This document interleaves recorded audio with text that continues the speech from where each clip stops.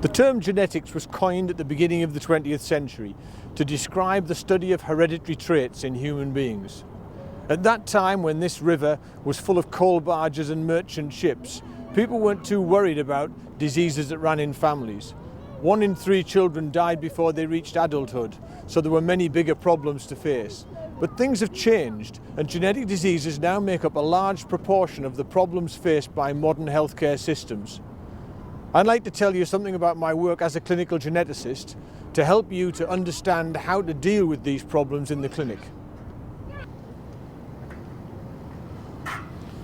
Over the last 30 years or so, specialist services have developed in most countries to deal with genetic diseases. But there are so many different genetic diseases, they're a very common problem. And now that genetic testing is so much easier, more and more people need help to deal with these problems. So any doctor, nurse or midwife might find themselves faced with these questions. I'd like to give you an insight into how we deal with some of the questions that we meet in the genetic clinic to help you to deal with these problems when you face them.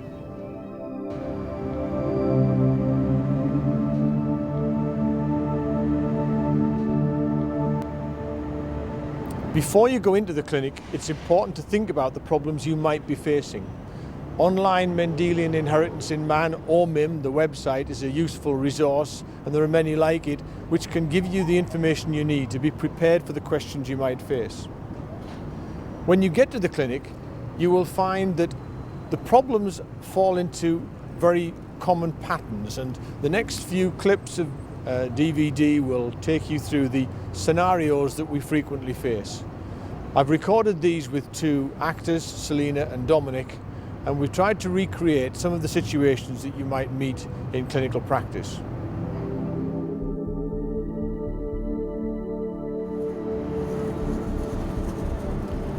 We found that people come to the genetic clinic for different reasons. Some we call the passive attenders, the ones who just were told to turn up by their doctor but don't know why. The information gatherers, the ones who come in to find out all there is to know, but they have no particular reason to come to genetics.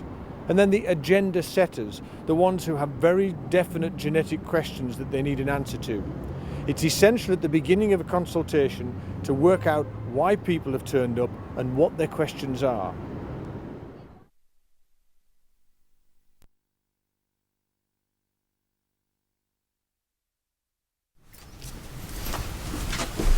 Hello. Hi Selina, nice to meet you. Have a seat. Dominic, hi. My name's John Byrne, I'm the consultant clinical geneticist, and I've been asked to have a chat with you. I'd like to first of all ask, why are you here? We're not really sure. We spoke to our doctor and he said that it was important for us to come in and see a specific person about genetics. Okay, and are you happy to be here? You didn't get sent? Slightly worried, but... We just want to know why, really. So. Okay, fine.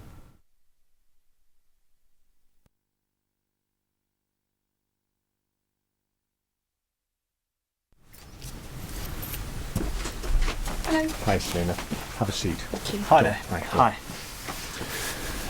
Hi, my name's John Byrne, I'm the consultant in clinical genetics, and I've been asked to see you. Can I ask, first of all, what brought you here? Was it your idea or somebody else's? We actually spent quite a lot of time on the internet recently, and we wanted to ask a few questions about that. We've been looking at lots of information we've seen. Okay, so you basically just want to know everything there is to know about the problem? Yeah. Okay.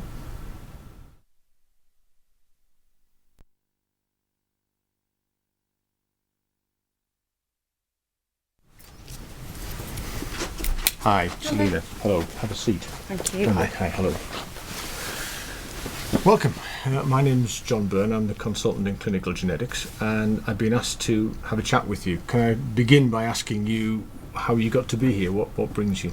Well, we've got a few specific questions to give you a bit of background. I'm 37 and I'd like to have a baby, but I'm very concerned about the potential risk of Down syndrome, so I wanted to ask you specific questions that relate to that particular.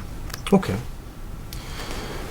What we saw there were 3 different arrivals into a genetic clinic, and it's very important when you're doing genetic counselling to find out how people got there. Were they sent? Sometimes people get told to go because someone else thinks they shouldn't have children. So it's very important to know whether they're there voluntarily and what their agenda is.